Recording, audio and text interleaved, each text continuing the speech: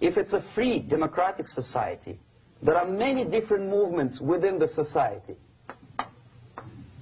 There are obviously, in every society, there are people who are against this society. They may be simple criminals, ideologically in disagreement with the state policy, conscientious enemies, simply psychotic personalities who are against anything. Right? All these movements will be directed in one direction, right? This is the time to catch that movement and to continue it until the movement forces the whole society into collapse, into crisis. We don't stop an enemy.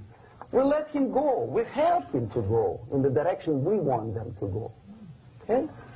Obviously, there are tendencies in each society, in each country, which are going to opposite direction from the basic moral values and principles. To take advantage of these movements, to capitalize on them, is the main purpose of the originator of subversion.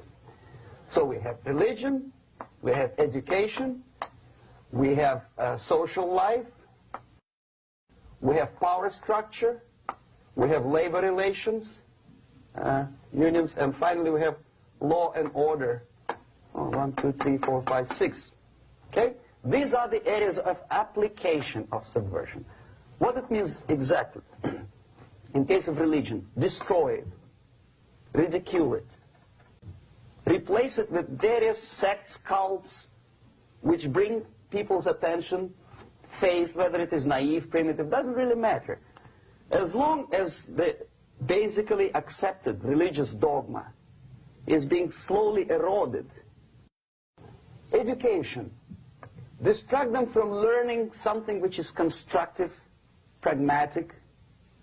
Teach them history of urban warfare, natural food, home economy, your sexuality, anything, as long as it takes you away.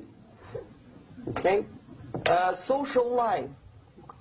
Replace traditionally established institutions and organizations with fake organizations.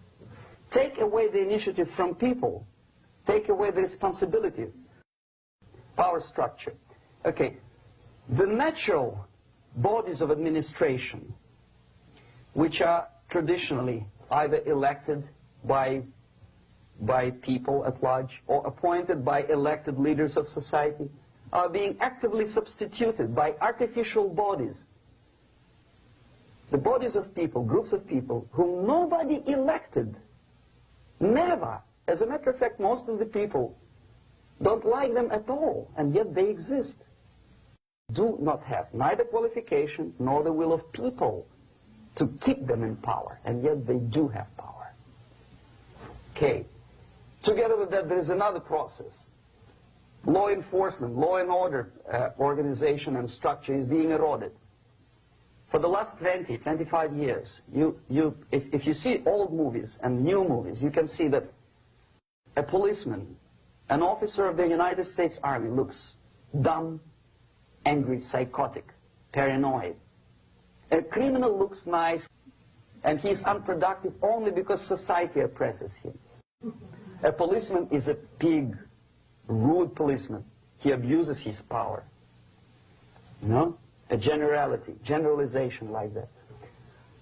The hatred, the mistrust to the people who are supposed to protect you and enforce law and order. Moral relativity. Okay, labor relations. At this stage, within 15 to 20 years, we destroy the traditionally established links of bargaining between employer and employee.